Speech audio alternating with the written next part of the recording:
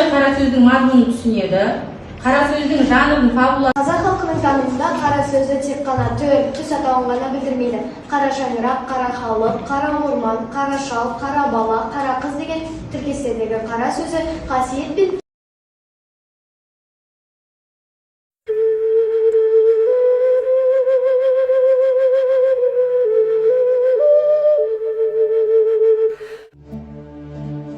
Бұл жасқа келгенше жақсы өткіздік пе, жаман өткіздік пе? Әйтеуір бір талай өмірімізді өткіздік.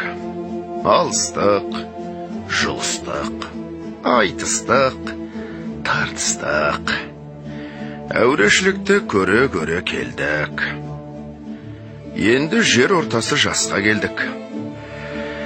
Қажыдық, жалықтық, қылып жүрген ісіміздің бәрінің баянсызын, байлаусызын көрдік. Бәрі қоршылық екенін білдік.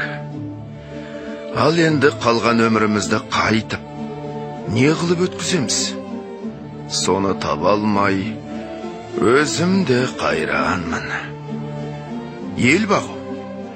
Жоқ, елге бағым жоқ.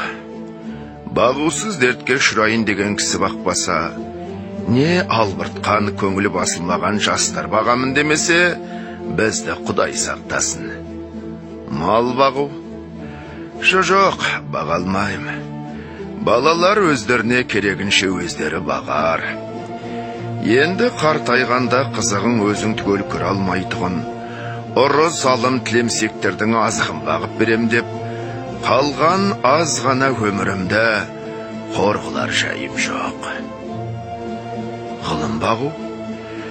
Ғылым бағарға да ғылым сөзін сөйлер адам жоқ. Білгеніңді кімге үйретерсің? Білмегеніңді кімнен сұрарсың?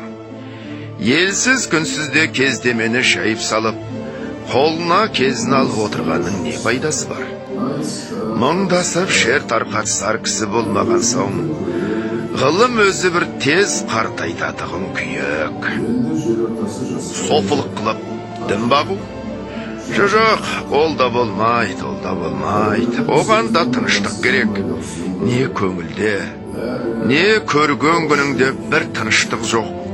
Осы жерде не қылған софылық?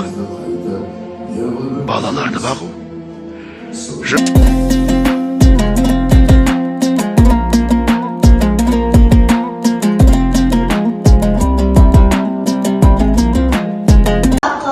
қара сияны ермен қылады. Өйткені өз тілін өсіндік деп, ақыры соған бел байлады. Негіздеуде, я? Оны ел, мал, ғылым, дін және бала баға алмайтын себебімен түсіндіреді. Қорытындылай келе, Абайдың ой тұжырымдары баршамызға қашанда рухани азық бола алады. Оны табуға көмектеседі. Дұрыс. Абай адамның өмірінде білім мен ақылға қалай қарау керек дейді. Оларды өмірмен маңызды бөлігі деп есептеу керек. Абайдың бірінші қара сөзінде адамның бойында қандай қасиет болмауы керек? Мақтаншақтық. Қадемі. Өсиет қалдырады. Оқып жауап бер. Ақылды болуды, дұрыс па? Не балалар? Ал төрт. Абай адам баласына неге көңіл бөлуді ұсынады? Неге көңіл бөлуді ұсынады? Шық бақтайық. Өмірдің мәнін түсінуге. Өмірдің мәнін түсінуде. Адамның бойында қандай қасиеттер болмауы керек дейді? Шық. Мақтаншақтық. Дейді. Кел, Нұрлет. Жауап берейін дедім ғой мен.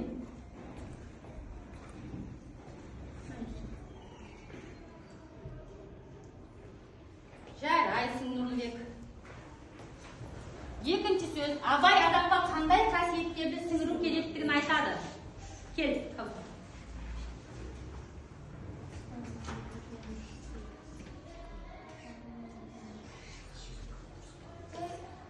Қандай қасиеттерді айтады? Бұл қалағанды белгілі ғой. Сабырлылық,